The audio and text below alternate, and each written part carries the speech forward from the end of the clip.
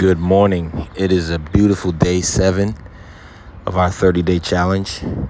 And if you've been following this challenge, you've noticed something very interesting. All the pain, the discomfort, the suffering, it's not actually coming from life.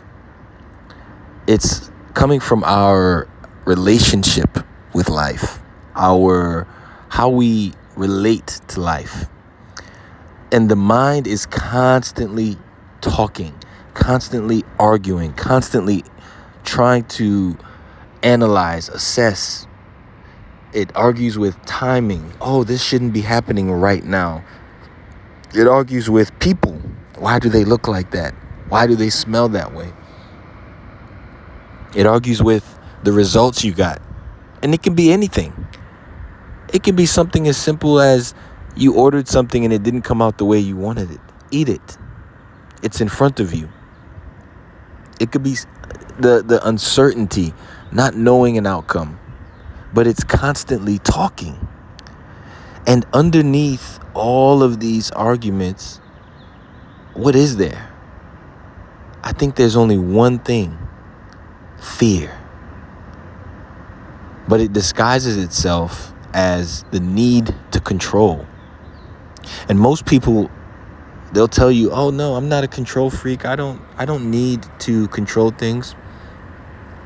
They think they struggle with stress, frustration, anxiety, disappointment. But when you look closely, those emotions, many of them are simply symptoms of wanting to control. And I think control is what usually happens when we think that our peace depends on life happening the way that we want it to, according to our personal preferences. And so our challenge today is to look deep and see, where is control hiding? Because control is not going to come out and say, "Hey, I'm here. I'm trying to control this or that." It's going to disguise itself in so many different ways. Some people have to control because they are saying, "I need to be responsible," or it's concern. I don't want control. I'm just concerned. Oh, I need to plan this way. I have to plan this event. I have to plan this circumstance. The day is going to go like this. I got to plan. I have to prepare. And please, if you are not someone who has the discerning spirit of God, we have to understand the difference between preparation based on wisdom and preparation based on fear. And sometimes even wisdom, what we think is wisdom, is control. And one of our group members shared something very powerful. They noticed frustration coming up repeatedly. And when they sat with it, they discovered something underneath. It was fear. Fear that things wouldn't change, fear of disappointment, fear of wasting time. And I think this is so important because frustration, it wears different masks, and fear is one of those masks. Most people, they spend their entire life, fighting frustration. But we rarely ask, what am I afraid of? What is this thing that's causing me to fear? It's hard to have fear and trust at the same time. Because beneath that frustration is usually attachment. And so it's like you can't be attached to things at once. If you're anchored to one thing, the other thing kind of fades away. It's almost like there's an animal inside of you and there's only one that you can feed: fear or the faith, the allowing. And the frustration, which is that attachment, it's usually attachment to all those things: the outcome, the timeline, attachment to a person. or an attachment to how life is supposed to be. You are so attached to it that you have to make sure you force everything to align with that. And that attachment, that fear is the root. And there's a big difference between stewardship and control. You can have millions in the bank and not try to control it.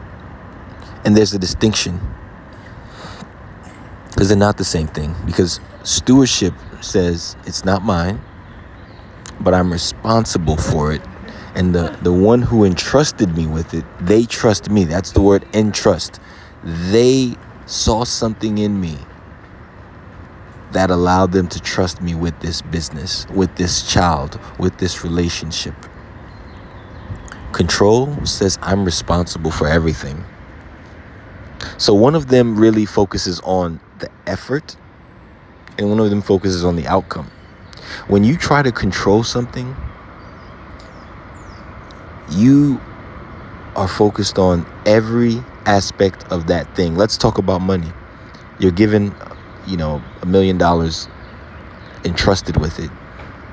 The person who stewards it says, I'm going to invest this million in a business, and I'm going to show up every day in alignment and do whatever God has directed me to do. The outcome is not my responsibility. And so if that business doesn't work out for some reason, that person can rest at peace knowing that they did everything. The person who controls every single day is fear and anxiety. What if this fails? What if this doesn't work? And stewardship has limits. They know that once they've done what they're supposed to do for the day, that's it. And control, it denies those limits. You want to work every day, nonstop. And something that one of our group members said that was so powerful, and I'll repeat it. I can steward my love, communication, standards, and boundaries, but I cannot steward someone else's growth. Exactly. Because you can steward your actions, what you say, your integrity, your effort, your standards, your faithfulness even. How much faith you put into something, how much fear you put into something, but you cannot steward anything that belongs to someone else. It violates the whole principle of stewardship. Their growth, their maturity, their timing. You can't force those things. That belongs to them and to God. It actually belongs to God. But God has entrusted it to them, not you. And so you are violating God when you try to control another person. There's nowhere in the Bible where it talks about this, having dominion over another human being. And so many of our burdens come from carrying responsibilities that were never ours. We were given a backpack and said, this is what you carry through life. These are the things, and it's supposed to be light. What we do is we try to carry other burdens, our kids' burdens. I've read so many stories of kids who had traumatic childhood bringings, which pushed them to become who they are today. That was their destiny. Joseph was a child when he was kidnapped by his own brothers. He was a child. Now, if his dad was trying to control his circumstances, control his outcome, he would have protected him, is what we say. You weren't there for your child, but they meant it for evil and God meant it for good in your life just the same. All those things that are happening, that have happened to you, it's for a reason. God didn't intend for you to carry a heavy bag. And if it's that type of bag, that needs to go in the bank. Okay. But, our burden must be light. And there's so many examples. Money is the easiest example. And I'm going to give examples in my life. Okay. And I'm hoping that you can relate to them. And you should be able to relate to one or two of them. Some of them I can't, Well, one or two of them may be from other people's lives that have given me or have shared. And one example is money. That's the area of my life that I've been challenged the most in the past. And I've had so many times when payroll was due and there wasn't, quote unquote, enough money. But it was never the day it was due. It was always a week before, 2 weeks before. And my mind would constantly go into this survival mode. What am I going to do? Who can I call? What deal can I force? What can I manipulate? And I would allow fear to take over. And it was all going on in my head. Nothing was happening in life. There was nobody coming to take anything. This was all going on before I knew anything. And my mind started creating problems and then solutions for those problems. So I want to be clear. Allowing does not mean I ignored the payroll. It just means that I didn't act out of fear, because I had to act. I had to do something. I had to still make calls. I had to still take action, but my actions came from peace. The attitude that I would subscribe to was, this is God's business. If God is such a righteous God, these people have worked. They've put in the effort. I can't rob them. And if I do, guess who I'm representing? I'm representing God. God, are you going to allow this to happen? And if you do, then there must be some type of way this is going to give you glory. But I knew in my heart that not making payroll never gave God glory. So my prayer at that point would be, God, I release this and I trust that you will make a way. Not for me, but for your sake. Because guess what? They're going to look at me and say, this man is a man of God and can't even make payroll? Come on. What type of man of God is this? Another example is in relationships. And it's one of the greatest areas of control that I saw in my life. Well, there was a lot, actually. And to this day, it still is. Because we, as men, we get this notion that we're supposed to be the head. And we don't understand what that head actually means most times. So we want certainty. We want guarantees. We want that reassurance. We want our wives, and sometimes women do this too. We want our husbands to do everything that we want them to do, when we want them to do it, and how we want them to do it. We want to control them. And the moment we become afraid that they won't, we start to go into that control mode.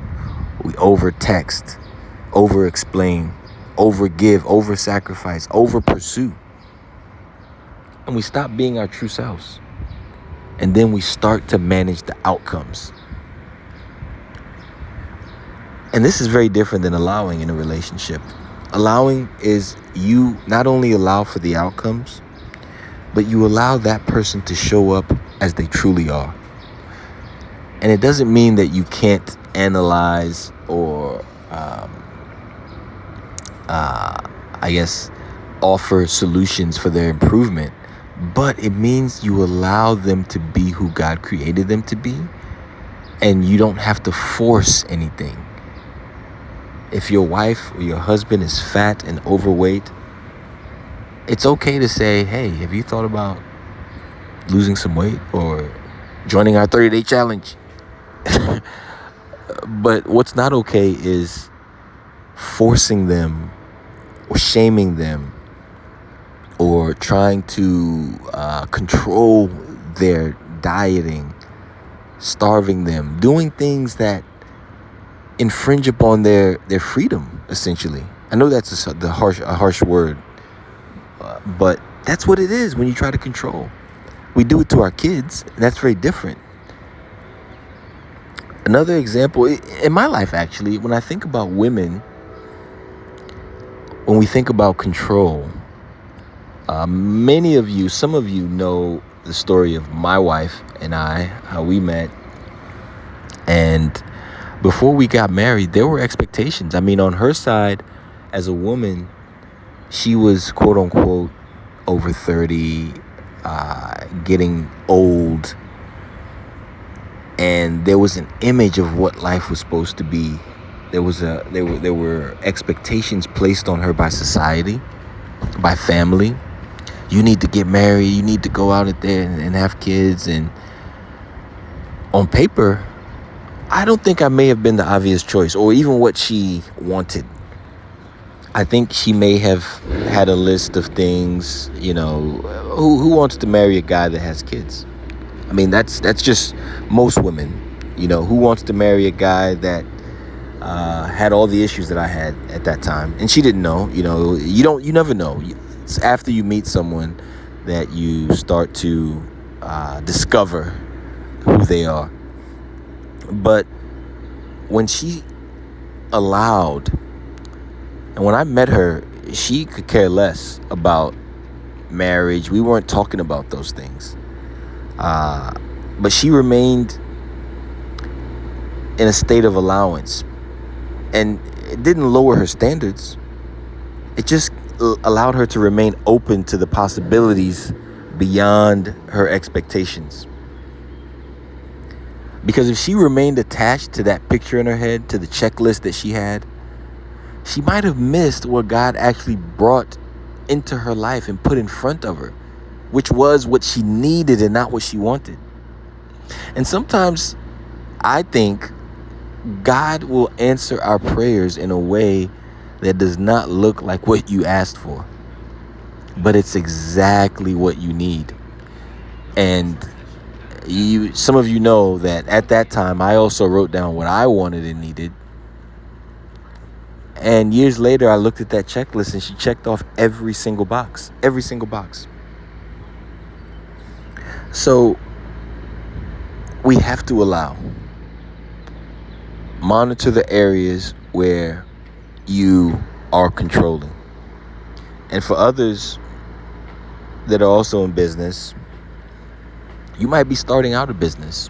When I started out my business, I had my electrical engineering degree, and I thought, God allowed me to get this degree. I must be able to use it for something. And so I was forcing myself to figure out ways to use this degree to make money. And I was trying to move immediately. I was forcing so many different things, and I couldn't understand why life seemed to be taking me to a different path. But today, I can finally see that if I would have allowed, all I had to do was to take what's in front of me. And eventually I did. And eventually I did because I was forced to. I now see my engineering degree being put to use every single day. So how can we become less controlling? And there are so many examples. If I don't want to bore you with more examples, but as parents, we try to control outcomes. We want our kids to be successful. We want them to be safe, responsible. All you can do is provide guidance. You can provide values. You can give them standards and love, but we can't live our lives for them. So today, our real test is not whether you can remain peaceful when everything goes your way, but where's the peace when life is not following the script that you wrote out? Can you trust God when the answer is delayed? Can you trust God when the relationship goes the other way? Can you trust God when the money didn't come when you thought it was going to come?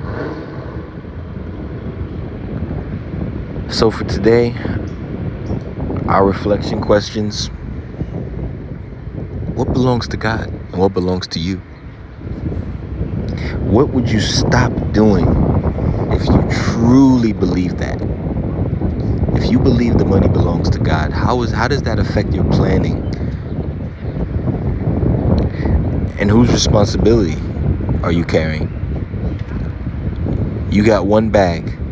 Everything in that bag is what God entrusted to you. If you're putting other people's things in that bag, or if you're carrying additional bags, it might lead to back pain. It might lead to headache. It might lead to heartache. It might lead to frustration. It might lead to fear. I don't want this bag to drop. Drop the bag. So every time frustration comes up today, ask these questions. What outcome am I trying to control? What is mine to steward and what belongs to God? So the person who needs control, you can't experience peace. The one thing that peace requires, the prerequisite for peace, is trust. And no, you can't get that peace when things go according to your plan or when things change. Peace comes from God. And faith says, I can have peace right now. I can have peace today. So again, it's not about not caring or not acting or not doing or not planning or not being. It's actually about doing all those things, but doing it from a place of peace, a place of alignment,